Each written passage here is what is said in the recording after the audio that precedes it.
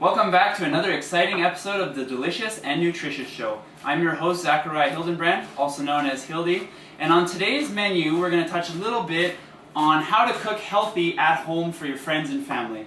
It's always important to sit down on that Sunday meal and cook for your loved ones and your friends, and today we're going to show you how to make something really fast and easy, which also carries a lot of flavor and has all the nutrition you're looking to support your workouts.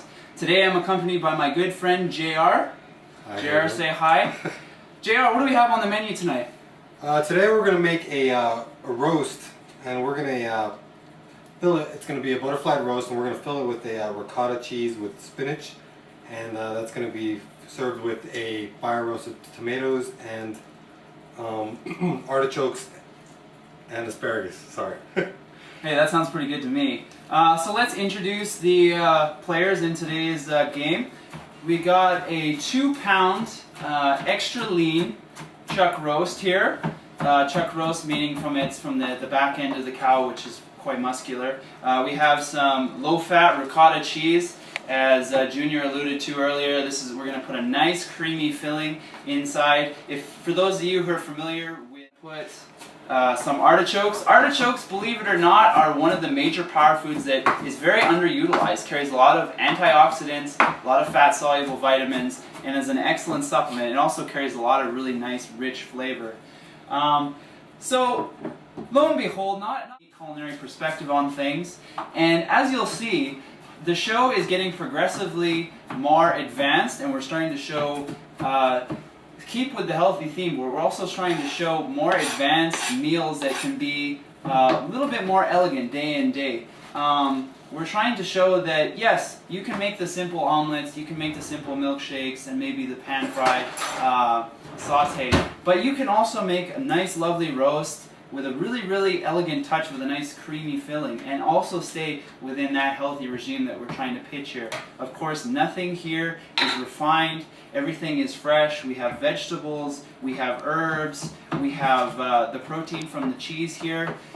In fact, this ricotta, which we chose, we could have used cottage cheese, we could have used cream cheese, we could have used mozzarella, for example. But to find the right consistency, we use this. And also, luckily, the ricotta cheese carries a lot of slow digesting casein proteins, which is going to digest throughout the body for a course of an hour. Also, it carries the fast digesting whey proteins, which is also derived from milk, of course. And so by having the slow and fast digesting proteins, you basically get a gradual assimilation into the blood. And so you're feeding your body for a couple of hours. And of course we have the very lean cut of roast here, and that also is going to give us a whole bunch of protein. It obviously carries a lot of flavor, has a little bit of marbling for that flavor, but it has all the essential 20 amino acids we're looking for, and that's essential to have that complete source of protein. So as you can see, JR is just mixing up the filling here. It's looking pretty tasty. And JR, how do you know exactly how much to put in there? I'd have no idea, to be honest. Well, basically what you're trying to do is you're trying to get about 1/4 of a cup of the ricotta cheese, depending on how much you're making. Obviously, 2-pound roast, we did about a 1/2 cup today because we're cooking for about 6. Everything else is you put about we used about a jar of 7.5 ounces of the artichokes, and the spinach is just enough to coat the entire amount of ricotta cheese that you put in there. So it obviously depends on the size of your roast, but really you don't need a whole lot of filling, and that's the beauty of this. You have a lot of these ingredients that carry a lot of flavors and are healthy, and yet you can use a little bit amount, and the flavor elaborates over all of the meat, which is exactly what we want. So JR just put a little bit of basil in there, a little bit of salt, a little bit of pepper. Not too much salt, of course. Salt leads to the retention of water, but just enough to give it a little bit of flavor. As you can see, we put nothing over the meat here. It's pretty much naked as is. And what's that? We also preheat your oven to 450, which would be the temperature you want to cook your roast at. And you also want to when you butterfly this, you just don't want to cut all the way through. We don't want 2 chunks. You don't want 2 chunks, words. exactly. You don't want 2 chunks. You want to cut just enough to like split it open. Okay, and what kind of tenderness are we looking for? Are we looking for a medium rare, a rare, well done? Well, traditionally roasts are served medium rare, rare to medium rare. So that's kind of what we're going to shoot for today. Depending if you like your roast well done, then we can go well done, cook it a little bit longer. The medium rare you're going to shoot for about if you have a meat thermometer, it's going to be about 160 degrees. Or if you're just going to eyeball it, and that's going to be about anywhere between 15 and 20 minutes.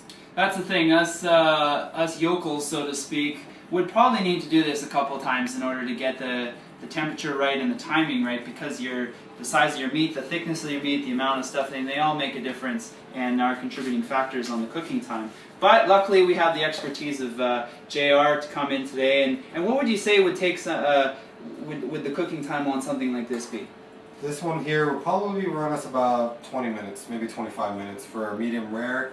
We're gonna go for medium consistency because some of the guests today like their meat well done, so we're gonna go more medium. So we're gonna keep it in there for about 30 minutes today. So there you have it. Essentially, you're making a Sunday type meal that you can have for your friends and family. You can cook up the meat in 20 minutes, essentially, in a nice medium rare, as he alluded to, and I mean, you're not spending the whole day. I mean, this isn't the 60s where your mother stayed home, did the honey baked ham, it took her the whole day. No, this is taking an hour. Meanwhile, we could have a nice glass of wine, enjoy the company of good friends. It's really, really quick and simple. And again, it's quite elegant. This is something you could essentially have every day, but it's something you expect in a nice dinner. And so we just have JR, he's just tying it up there. You got a little butcher's twine? Yeah, it's some kitchen twine. Definitely complements the efforts of the chef. So we're just about done here with the butchering twine, tying it up nice and tight.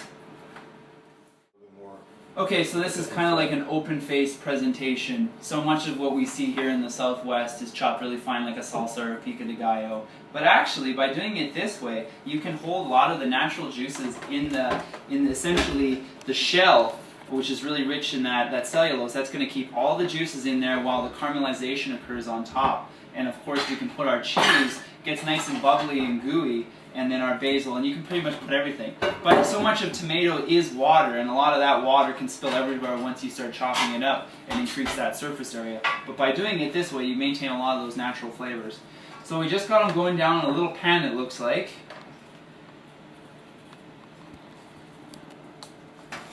Go to put this in the oven now. Alright, so 450 degrees for roughly 20-25 minutes.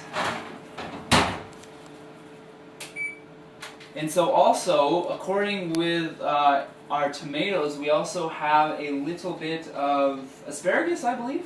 Yes, sir. Let me tell you a little bit about these asparagus. An excellent diuretic. And by diuretic, I mean you lose a lot of water in your skin. This is especially important with women. Women tend to retain a lot of the salt that they ingest in their diet. And salt actually works with water because it's so soluble, and you tend to retain a lot of water. And I see this quite prevalent in women, for instance. By eating natural diuretic sources, for instance, like dandelion root, cucumbers, asparagus, you're actually able to strip a lot of that water out.